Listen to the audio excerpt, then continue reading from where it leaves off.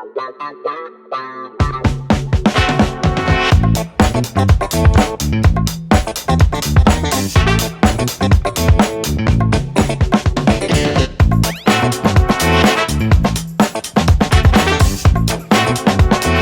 friends, Simon Gibson here, checking in. This is Success Won't Come Calling, which is the podcast for people who want to be better tomorrow than they were today. I'm in our fantastic studio and I'm waiting for this week's guest, who is Sarah Knight. Sarah is the founder of the Mind the Gap Training Academy.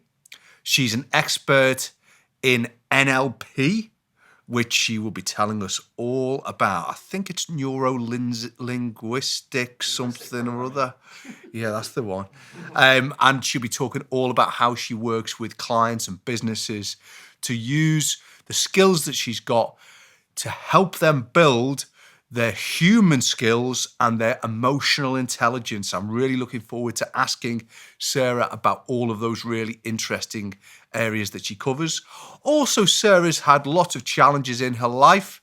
She's had to overcome them, and she's done so in a very positive way. So Sarah's very honest about these things. I think it's going to be an absolutely fantastic podcast. So why don't you sit back, relax, and enjoy this episode of Success Won't Come Calling with my guest, Sarah Knight. Let's go. Well, welcome, Sarah Knight. Thank you for doing this. Thank you very much for having me. Not at all. It's my pleasure. Now, we've got so much to get through from your early days in business and the fascinating stories you've got of the challenges you face there, right up to the work you do now with the Mind the Gap Academy and the tremendous work you do there with a whole range of people and of businesses. But before we get to all of that, we do guest rider on the podcast, and I'm rather fascinated by what you've got us drinking. So first of all, what is it and what's the background? Well, obviously it's a chocolate milkshake with rum in it, which and squirty cream and chocolate sprinkles. So I think the technical name is La Mumba, I think, possibly. And it basically reminds me of holidays. This is my, which I know we're going to come and talk to. These are my years as a single mum, going on holiday with the kids where my friends live. They've got a place in Marbella, and they've also got a swim-up bar, which sounds more amazing. And they used to serve these at the bar. So you'd get in the pool when it was a little bit too hot, and you'd go and have your chocolate milkshake with a little bit of rum in it. And your day would be made. So that's even though they've got it's their own place, there's actually a bar which serves you there. Yeah. Blimey. Well, it's part of a complex. It's one of those sort of complex things. So, and I went there quite a few years with the kids when they were little-ish. And this was one of my staple drinks during the day. When you say during the day, I always have this conversation. When is it socially acceptable to start drinking when you're on holiday? What time? I'm pretty sure it's 5 o'clock at any point in the world when you're on holiday, isn't it? Mm-hmm. Yeah, I sometimes breach that on holiday. Try and maybe get to lunchtime. Yes, I always monitor that. It depends what time lunchtime is, I suppose, to be fair, a book's fizz at breakfast. Oh, yeah. Yeah, I mean, rude not to, really, wouldn't it? So, Yeah. Mm-hmm. Yeah. But hey, here's to you anyway. Thanks for coming. Cheers. Thank you. And that is really good. I wouldn't want to drink it all night. But no, it's a daytime drink. Yeah. Or an end of night drink. Yeah. You know, because you've got milk, so it's like a bedtime drink, really, isn't it? Yeah. It beats that Horlicks, doesn't it? Mm-hmm. So let's go back to the start of your business journey. Yep. Because you're an entrepreneur. You've over some years you've developed your skills and your focus, and obviously your business right up to the current day, which is with Mind the Gap Academy. But we were chatting off camera, and the way in which you started your first business was in a time of some considerable challenge. So talk us through how you first started your career in business. Okay, well, I was up the duff with the happiest accident I've ever had in my entire life, who's now 19. And I was pregnant working for a telecoms company, mobile phone company. running a staff of about 40, 50 people in an affiliate marketing job. And they floated on the stock exchange for some ridiculous amount of money. And then not too long after that happened, everything went bump and the company effectively was folding. And so I had to make all the staff redundant and then make myself redundant after writing the press release to say that obviously the company was going bump. And as I was making all the staff redundant, they were mainly going, yeah, we're going to be all right, Sarah, but what are you going to do about that? Pointing to the bump. And I was like, yeah, it'd be fine. So then I touted myself around to all my old PR contacts in Manchester. And back in the day, they basically all said, yeah, come back when the bump's gone and we can talk. So I set up on my own. I was 26 weeks pregnant and my first business was born, which was interesting. Didn't quite have time to think about what was going on or who I was going to work for. The beauty of connection and collaboration, which are my two favourite words, of picking up the phone and talking to your mates, your colleagues, your contacts and saying, this is my situation, being a little bit vulnerable even back then and saying, can someone help and give me work? And I got work. I got quite a lot of work so that when Izzy kindly arrived 3 weeks early, before any antenatal classes or even going to the hospital or even thinking that I was even having a baby. I just thought I'd had too many Greg's pasties. I was suddenly with small child, screaming small child who didn't sleep for 17 months and running events. And so one of the events I was running, she was in the car being looked after by my mum while I ran the event, came out, jumped in the car, breastfed her, ran back into the event and did the event. So just, by the way, for our listeners outside of the Northwest, up the duff means you're pregnant. And that's the first time a Scouser has ever clarified anything linguistically. Because you know what, we've got listeners and viewers in New Zealand. I got a report. So the guys who are listening in New Zealand, hopefully you found that helpful anyway. Yes. So hopefully it's not something strange. So when you took because you see, to some people, I think to many people, the idea of starting a business is very daunting and seems quite otherworldly. Yep. Now, what made you take the decision to start your first business? Was it out of necessity? And what challenges did you encounter in the early days? But perhaps first of all, what was your first business? What did you do? As an events management company, was it? No, it was PR and comms. So as part of that, I was running events and things. It was called Elements Marketing. All different elements of marketing, because I'd been in comms, I'd been in-house, I'd looked at affiliate marketing. My background is PR and a very journalistic approach to media. And it was born out of necessity. It was born out of the fact I needed to pay my blinking mortgage. And I went to the job centre. This is how ridiculous it was. I went to the job centre in Eccles, which is an interesting part of Manchester. And I sat down with Bump, and the lady said, I've been made redundant and, I'd like a job. And she went, oh, it's all right. Just go on disability allowance. You'll be fine. And then you can. And I was like, no, it doesn't work like that. I actually want to work. I want to do something.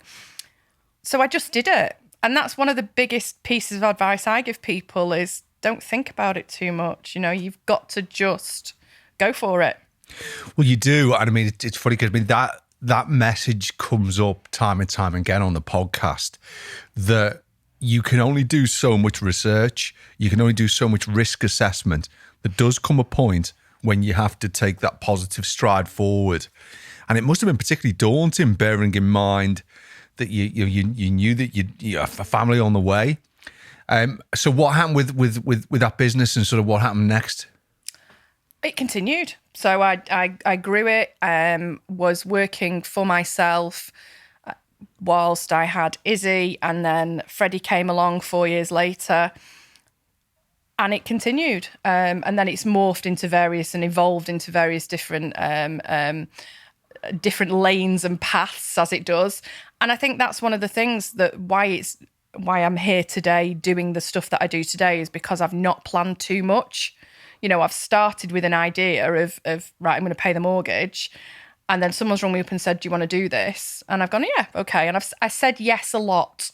And sometimes that's a negative thing. Sometimes you shouldn't say yes a lot because you end up running around like a headless chicken. But in the early days, I basically said yes to everything that anyone was offering me and worked for peanuts, because I needed to pay a mortgage. Yeah, I mean it's a really interesting ethos, that, isn't it? Because there are times when survival it dictates the decisions that you make. What was what came next in terms of you mentioned the sort of changing lanes. What in the years ahead? Obviously, you now got Mind the Gap Academy. You do other things as well, which we'll touch upon. But in the years in between that, what other sorts of challenges have you met? Gosh, well, quite a few. So I guess the first one is I split up with my then husband.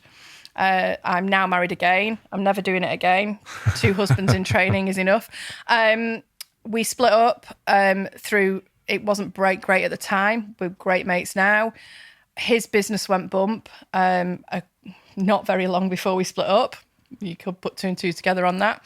And I was a single mum running a business, and with that comes all sorts of challenges, from trying to get a mortgage. As a single mum, I had to buy him out of the house really quickly because his business had gone bump. So there was a case of thinking about whether the bank was going to try and come and get the house. So there was all sorts of financial horrific stuff going on, as well as the trauma of with a relationship 2 children breaking down and a relationship ending.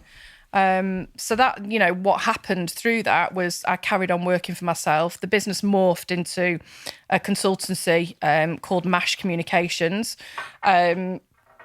And I carried on working. I tended to go more into agencies then and help agencies look at their different strategies and things. But, I was a working single mum. Sometimes I was crying in the corner of my kitchen, wondering what on earth I was going to do.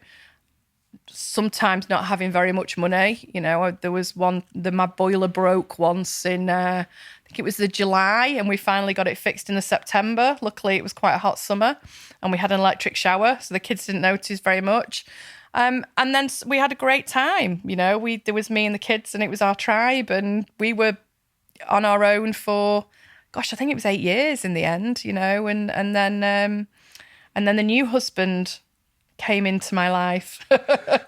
In those times, I mean, financial challenge is a difficult one, insofar as it can seem a very difficult hole to climb out of, particularly against the backdrop of the people talk about working for yourself as if it's the absolute holy grail. The problem with working for yourself is you do not get a wage check at the end of the month. You don't get a wage packet. How did you, in those days when, I know it wasn't your business that failed, but that you had been affected by business failure, and naturally at that point finances were under pressure. What were you feeling at that point, and how did you begin your journey to climb out of the situation that you weren't happy with? I think the first thing to say is it's a lonely old world. Being a single mum and running your own business, that's quite an insular environment to be in, because you've not necessarily got anyone to sort of say, am I doing the right thing with this business, or am I doing the right thing with this? And equally, as well as not having a paycheck at the end of every month, you can't have holidays. If you're running your own business and you've got 2 kids relying on you. On the plus side, I was there for sports days. I was there for every single morning drop-off because it was me that was doing it. I did the school pickup. So it's not all doom and gloom, by a huge stretch. But I did spend quite a lot of time frantic and worrying and relying a lot on a brilliant supportive network of friends. And my mum, my family are amazing. So, that's helped. But it was a really challenging time. And do you feel, because obviously it's fascinating to me, because your journey now is that you're helping people develop human skills and emotional intelligence and abilities. It sounds to me that was a period where you grew yourself in terms of that determination, that resilience. But you're also there. What I loved about what you just said there is you're picking the positives out. And so was this a period which you think you've taken forward into what you do now? Definitely. I think it was a really defining point in my life. For me and for the kids, actually. But I think that word resilience is such an important word. And I struggle with it sometimes because I think there's this whole thing about, oh, you should bounce back and it's fine. Well, you don't bounce back with resilience. It's a flex. But I think having adversity in your life, not trauma, but having adversity in your life allows you to realise that you can pick yourself up, dust yourself off and crack on. You know, one of the mantras in our house is crack on. You know, anyone says anything, I'm like, just crack on, because that's what we've had to do and that's what we've done and that's what we've enjoyed doing. So yeah, I think that there's definitely been loads of positives. You know, I get the time hop on your phone and it's me and the kids doing silly faces, and you know, at the time I was like, seriously, do I have to read another bedtime story? Can someone not just do that for me? And then often I'd be working, you know, because if I'd done the school pickup at 3, you know, I'd be off and then I'd be working again till late. Now that's nothing that I advocate now. I'm not all for this 24 hours a day working, getting up at 5 o'clock, doing a routine in the morning, saying, you know, 700 meditations and then cracking on with your day. That's not what I'm advocating, but what I'm saying is when it's necessary, you have to prioritise that things. Quite. I mean, the issue, isn't it, is that there are times in your life where you can see what you need to sacrifice in order to get to the next stage of the journey. And there is something to be said for there being that determination to think, well, I'm not going to let any practical difficulties get in my way. I'm going to find the solutions, and hopefully they will not be permanent solutions. That, you know, other ways of improving and of progressing might come around. What would you say to if a single parent is listening now who is in a similar position?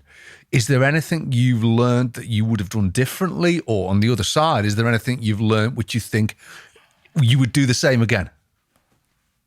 I'd probably do the same again. You know, I probably would do the same again. I probably put too much stuff on my credit card, you know, when we wanted to go on holiday. I probably didn't make some very sensible decisions going through some of the business that I took on, and weeks taking on too much business. I couldn't find a balance. You know, there is no such thing, in my opinion, as a work-life balance. But having faith in yourself and having a degree of this is going to be okay, and keep telling yourself that this is going to be okay, and getting through that day and knowing you never have to do that day again. That, you know, that is the biggest philosophy, I think. You know, I did that through labour. You know, every contraction was like one contraction I never had to do ever again. And that got me through to the end result. You know, and it's the same, I think, in business and in life, is if you're having a bad time, A, ask for help, B, check in with people that care about you, talk about it, but importantly, know that you don't have to do that ever again. You're a step closer to something better or something different or a new path or something, you know, something you've not experienced before. Absolutely. I agree with that. And it's interesting you should mention new path, because you then, didn't you, tell me if I've got this wrong, you qualified in NLP, is that right? I did, yes. Tell us what NLP is.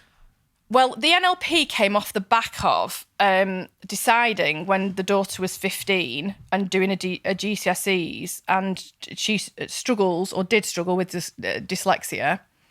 My plan was that I would learn something new alongside her doing her exams, and therefore we'd be together and we'd be sharing all this learning. That is a really stupid idea. If anybody's out there and they've got any kids going through any exams, do not think about learning alongside with them.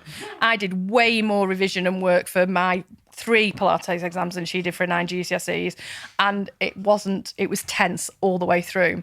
But off the back of that, I realised that I really enjoyed teaching people, learning new things. I think that whole learning new things is something that I do on an ongoing basis, having a new project. And then I realised that I was really interested in how the brain works, the language we use, communication. And that's where the NLP came from. I was looking for something that would help me understand a little bit more about how our brains work and our mindset and how that works without the airy-fairy, let's all meditate for 20 minutes a day. I wanted the something practical scientific side, practical, real, that we could understand and move forward on. And there was some of the other stuff on the NLP course I did as well, but it was fascinating. And that's where I really started to get involved in the training and development side of things. And just for someone a bit of a dummy like me, what does NLP stand for, and what is it? That was the original question. I completely digressed. NLP is neuro-linguistic programming, so it's the communication of your brain. So the easiest way to think about it is how we talk to ourselves. How often you use negative language when you're talking to yourself, and the impact that has on our behaviours, on our actions, on our triggers, on our thoughts, our feelings. And there's all sorts of things within that, the look at various different research projects, or there's been some amazing people involved in NLP. But ultimately, it's communication. It's how our brain deals with communication. Yes, and I'm fascinated by what you just said. That inner voice. The way I always think about this is that the biggest thing you've got is energy in your life. It's not so much time, it's energy. And if you invest a lot of energy in feeling frustrated or feeling negative or being sarcastic or feeling bitter, then your energy is almost like a bicep muscle that will grow. And it means that you won't have the ability to actually start thinking positively. It will dominate your life. Yeah. And so am I right in thinking then, is NLP a way in which of trying to transfer that energy elsewhere to something more positive? Yeah, and understanding how it works. So it's used a lot in coaching. So it's used a lot in whether it's leadership coaching or personal coaching. So one of my favourite things is when someone says to me, I'm going to try and do that, whether it's the kids or the husband or people I'm working with. The minute you say, I'm going to try and do that, your brain's going, well, hey, I've got to get out. Don't really have to do it. Whereas if you say, I'm going to do that, your brain immediately thinks, okay, this is an action I'm going to take. There's no get out here. And we have to separate our thoughts and our feelings. That how many times do you think in the morning, I'm just going to snooze the alarm for another 5 minutes? Whereas if you create an action and you put your thoughts away, you can move forward a little bit faster. Yeah. So it's the mindset, and the energy is all about, we're hardwired for survival. That's what it boils down to, is we're hardwired to escape from the lion that's coming into the cave. It's coming into a cage. Or the cage. If you're in a cage with a lion, then I don't know what's going on with your life, but try not to do that. No, definitely not. So our brain doesn't automatically go to joy and gratitude and remembering all the positive stuff. Our brain remembers all the negative stuff that goes on, because that's what's going to keep us alive.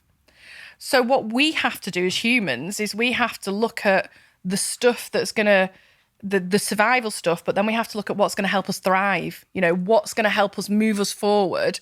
And if our brain's saying this to us about an experience, or walking into a room and, papping your pants, or that's a technical term as well for all your New Zealand listeners, it means you're rather worried about a certain situation, then how you talk to yourself and how you present yourself and how you move in makes difference. And the perceptions that we have on the world, that's a big thing about NLP, is that we all see things from our perspective. I have no idea how you see a situation, or how you walk into a room and you perceive how someone's going to think about you.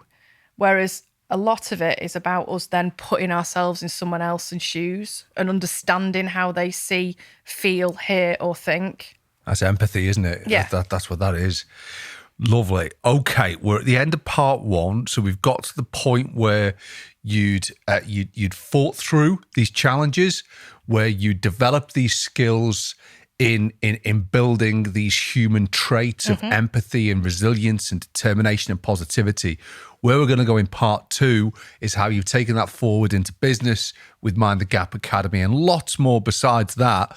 So part 1's been great, and we're back with Sarah Knight, other side of half time. It's half time, guys. My recommendation this week is for an app called Cozy. That's COZI. We've started using Cozy recently as a plan for all of our family activities. You can use it to put in kids' hobbies, to put in work arrangements, shopping lists. It's so helpful. There's no ads. It's very easy to use, and we've found it really useful in terms of planning out every week. And if you check it out, you can get it on the App Store. I would certainly recommend it if you're a busy family with limited time to get your weeks in order. So that's the Cozy app is my recommendation this week. It's on our socials.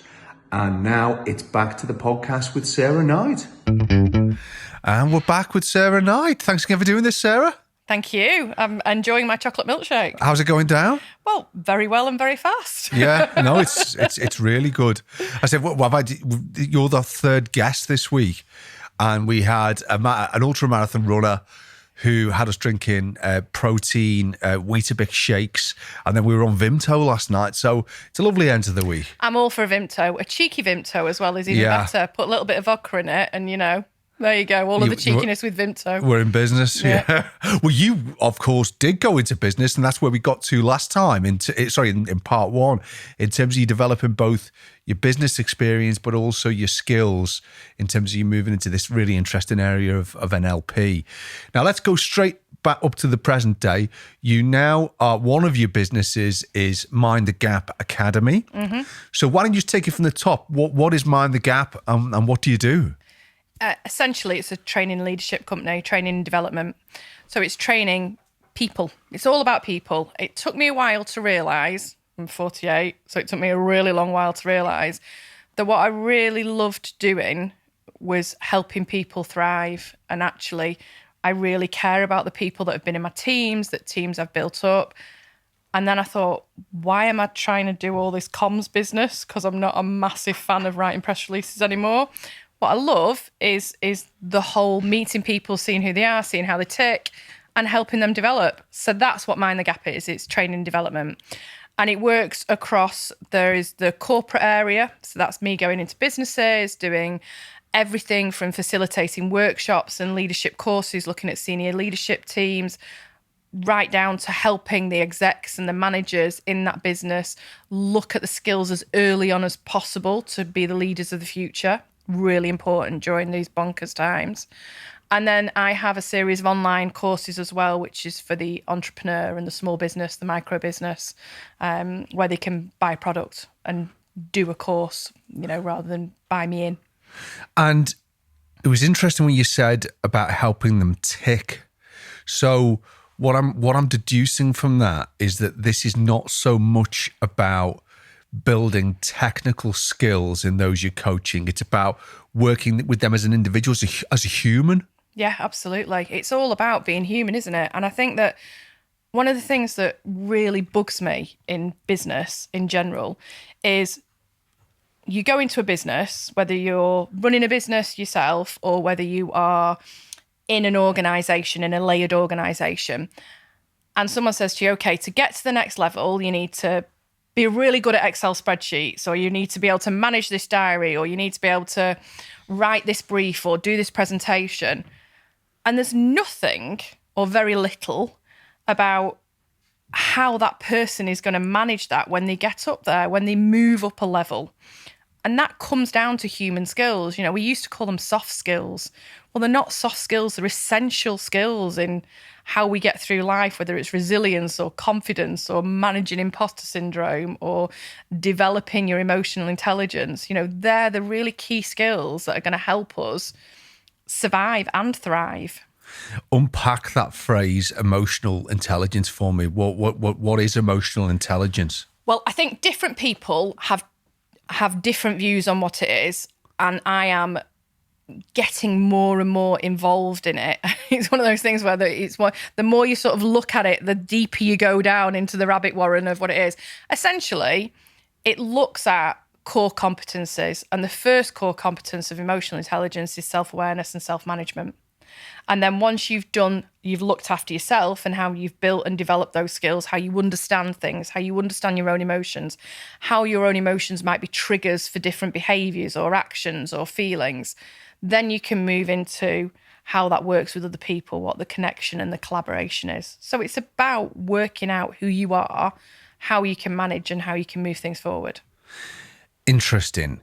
Give me an example of, you said there that how you think can trigger actions you might take. Give me an example of how someone into that internal voice again.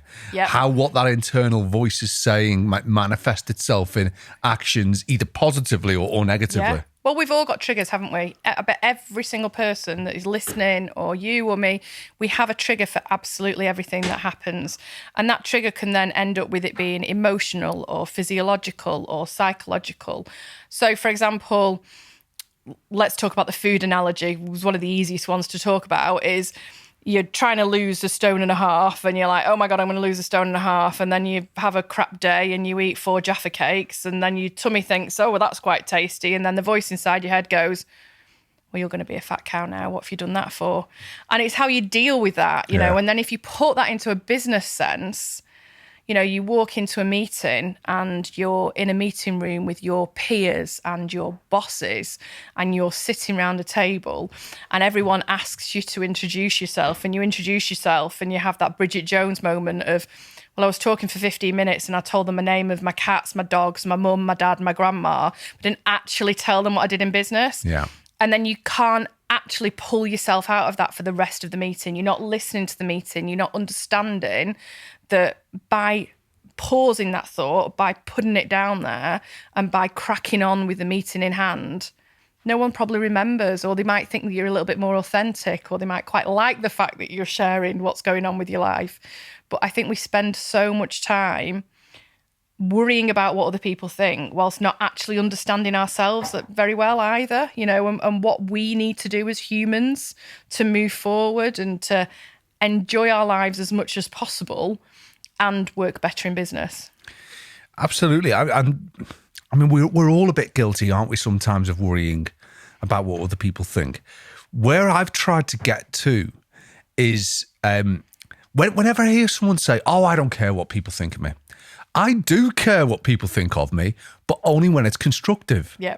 So if someone has constructive criticism or feedback or says I'm out of order in a circumstance, then even if I disagree with them, it's constructive. Mm-hmm. And you're given the option of you either learn from it or you dismiss it. And both of those are rational outcomes. If somebody's personalizing it more than that, i.e. they're just thinking everyone doesn't like me, everyone hates me, everyone thinks I'm that, everyone thinks of that, how do you start to address that thought process in such a way which brings it to a place where that person can move forward positively?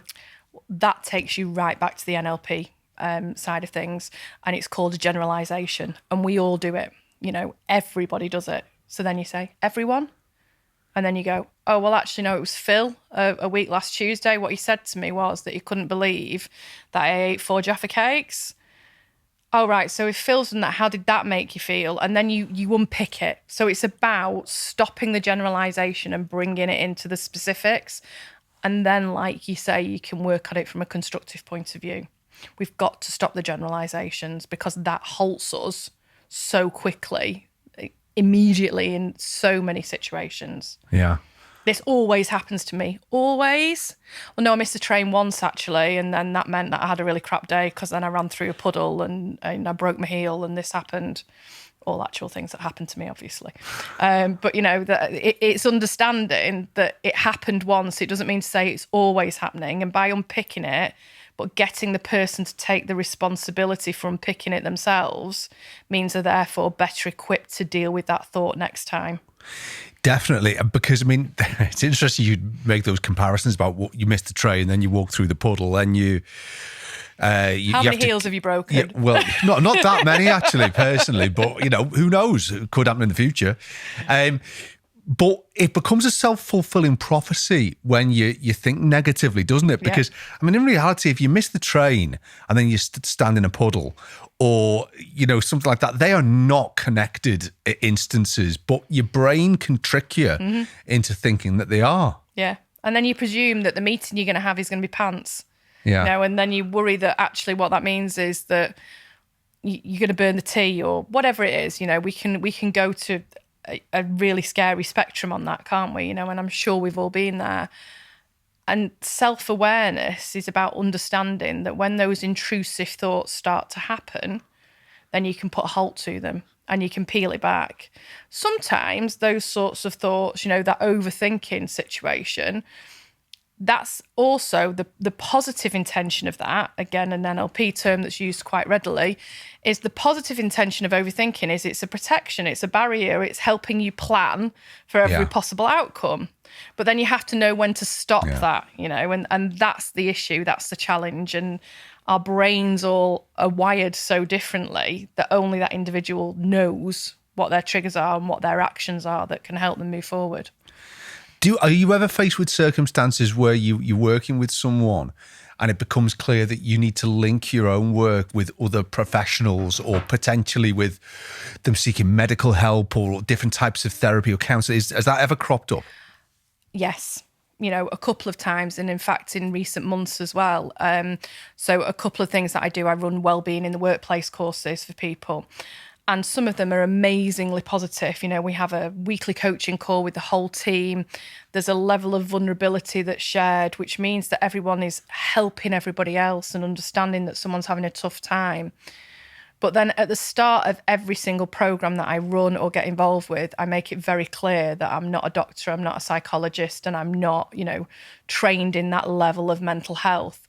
So if there's a confidentiality clause that's always signed, but equally if I then become worried about that person's mental health, then it needs escalating. Now that escalation might be their boss or their peer or their friends or their family, but equally it's about helping them seek better help than I can give them. Yeah, because I mean, that word help is the key, isn't it? In that helping someone recognize that there is a way forward can involve different types of solutions. Yeah. When you do this, are you working in-house on behalf of the company, or is it more? Have you got a greater degree of independence than that? Lots of different hats. So for one company I work for, I'm their wellbeing consultant, their life coach, for want of a better word. And I deal with all their team quite separately. So I look at, we do monthly training on everything from resilience to confidence, but then we have a cuppa on a Tuesday where everyone comes in the call who's available. But then equally, I check in with them on a one-to-one basis. Now that check-in is independent and confidential, and it doesn't go back to any of the senior leadership team unless I am worried about something, and that is made very, very clear.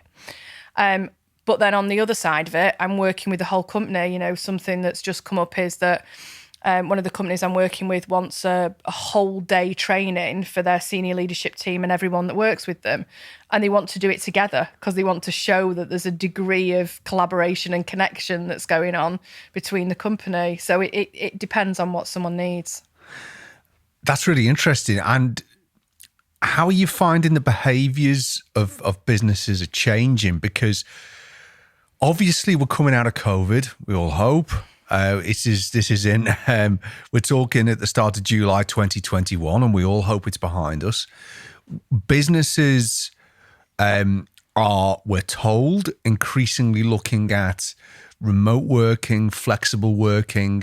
So that's a change for their team, many of whom might have been furloughed for some significant period.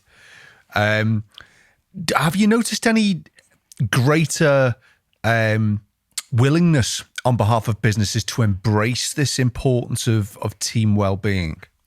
Do you know I have? Like, fantastic. There's some businesses out there that are doing brilliant things, and they realised at the start of the pandemic that they had to put the people first. They had to put their teams first, and they had to understand that actually, unless they're talking to the people in their care, then they're going to go nowhere. You know, it became less about commercial success and had to become about the survival of the people in their care. There's still some people doing a tick box exercise, which boils my blood, you know, because actually they think because they're doing it. And ultimately, I think it comes down to culture. I think culture has to be led from the top. If you're looking at any sort of corporation or organisation, if the leadership team, if the boss does not firmly believe in that culture, then it ain't going to go anywhere. You can't, it's not a bottom up thing, you know, and I think that's the key, is that the businesses that are doing amazing things, they've got brilliant leaders in that business. What I tell other CEOs is that you neglect the well-being of your team at your peril, because this is not just when you do invest in in-house coaching or in-house physical well-being, mental well-being, family support, whatever it is, flexible working, it's not just a values-driven investment, because happy people, supported people are more productive. Absolutely. And we, since we've had our inspiring group, since we've had our physical and mental well-being policy, which covers a whole range of areas, the feedback we get is better. People have given us an incredible level of commitment during COVID. So what I say to businesses is they really should consider Mind the Gap in terms of that investment, because they will make more money. Absolutely. And they will also have a more positive contribution to the lives of their team. There really is no downside. No. And the key thing about that is that by looking after your people and actually properly looking after them and talking to them about what they want to happen and listening to them, then they will feel part of that team. And in the world that's going to happen, there's a huge churn rate that's going to happen now. They're more likely to stay. You know, they're more likely to want to be part of that story. But if you look after someone's well-being and if you help them build and develop their emotional intelligence, the stats are out there that actually that means that their creativity goes up, their productivity goes up, their efficiency goes up. So by investing in their human skills, your job's going to get easier. Just seems like, you know, really easy. I mean, you can't. All I can do is present the evidence. Yes. And the evidence we have found, particularly during COVID, is that people have worked better. Yeah. And I think it's a worthwhile investment, particularly because we've got to bear in mind that businesses who are doing more remote working, flexible working, they might be saving money on their office space. And that's cool. That's great. But let's not overlook the fact that the office has a well-being aspect to it. Yes. So if you are reducing your investment in that element of well-being, you really should look to redirect that towards another element of well-being. It seemed pretty logical to me. Yeah. I think it's been a scary place, though, because I think we've come from a place, and certainly as a woman in business over a number of years, I think there was always that thing that you shouldn't show your fear or your vulnerability, and you shouldn't go into a situation and say, I don't know the answer to that. What do you think? You know, you felt like you had to go into every situation knowing the answer. And I think there's been a real shift change because everyone's seen someone's dog barking at the postman on some hideous Zoom call, that there's been a shift change in people are seeing real people's lives. So it's all become a little bit real. It's all become a little bit more practical. It's all become a little bit more authentic. But what that means is that there's more investment in everybody that's working for you and involved in that business. And that makes a huge difference. It does. You made me laugh then. I think during COVID, we found everyone has got a dog. Yes. They didn't, bought one. Yeah. Everyone is ordering from Amazon every day. Yes. And everyone's kids are naughty. And I think we've all come to be a little bit more tolerant of our personalities and of the realities of being a human being. And that whole balance, isn't it? You know, that whole life, you know, life happens. Let's not try and put it in a box when we're working. You know, let's appreciate it's all part of the same package. It totally is. We're going to put the website for Mind the Gap Academy on our socials, and also your own Instagram channel and your own socials. I ask all of my guests to finish the same question, and that's, what does success mean to you, Sarah? Health and happiness. It's dead simple. You know, being able to pay my mortgage, contentment. It's never been about me running a massive agency or having, loads of pound signs come into the bank. Don't get me wrong, everyone's motivated by money. I'm not being naive. But ultimately what it comes down to is being able to go to bed at night knowing that my kids are healthy, my kids are happy, and I'm having a right nice time. Well, credit to you. I mean, very similar to me, really. I don't think there's anything wrong at all in wanting to improve the financial situation for yourself and your family. That's a very positive and progressive thing. But I just think to myself, well, without that health, happiness, and contentment in your relationships, what use is money? Absolutely. Once you've got that, you can have fun with money. Absolutely. And ultimately you've got to be, I think the key thing is being happy in yourself. You can't, and that's the difference between joy is your internal happiness. Happiness comes from happenings, where you're relying on something to happen to make you happy, So actually, if you understand yourself and you believe in yourself, then you're more likely to enjoy some contentment. I think so. And I have really enjoyed this podcast, Sarah. Thank you so much for coming on as a guest. Thank you for introducing me to this beautiful alcoholic chocolate milk. I'll make sure that I have that, not the kids, next time it crops up at home. I wish you the very best of luck with Mind the Gap Academy. You've clearly worked very, very hard to get there. You've been through some challenges. You've got some real opportunity in the future. And you've been a fantastic guest on the podcast. So thank you very much, Sarah Knight. Thank you. I've loved it. Thank you.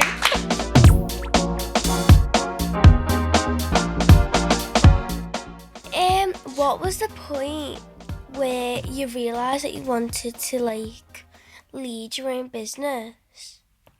Do you know, that's a really good question, because I don't think there was one. I don't think I got up one day and I thought, I'm going to have my own business, ever. It just happened, when it was circumstance, and it was something that felt quite natural at the time, but also felt like I didn't have much choice. So I just did it. I get you, yeah. Oh, Sarah, what a lovely woman. She certainly was. Sincerity came across, didn't it? 100%. In terms of the challenges Sarah's faced, in terms of how she started in business, and also how she's used her own skills and her own experiences to help people. Yeah. And that just came across in spades, didn't it? Yeah, when she was talking about starting a business, the fact that, she got made redundant, she was pregnant, and she just thought, right, I need to pay the bills. And that was the start of something amazing for us. Wow. That's it. And that's what we talk about on the podcast, isn't it? We talk about succeeding through struggle. Mm-hmm. And sometimes that struggle can be quite dramatic and big. It can be a sports person who suffered an injury, or it can be a business failure, something huge like that. But sometimes the most impressive struggles that people meet, solve, and benefit from is just what happens in life. It's those little setbacks, isn't it? It's the redundancies.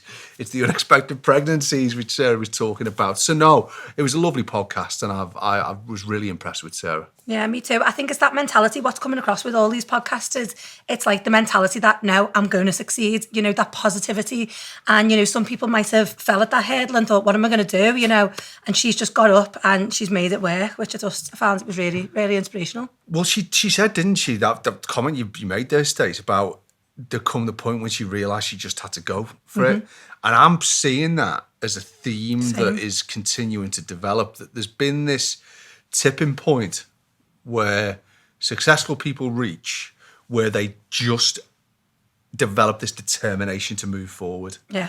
And they appreciate that what they're doing is not without risk, but they will not let that risk hold them back. No. That, I thought, was what Sarah was all about. Definitely. Brilliant guest. It was great, wasn't it?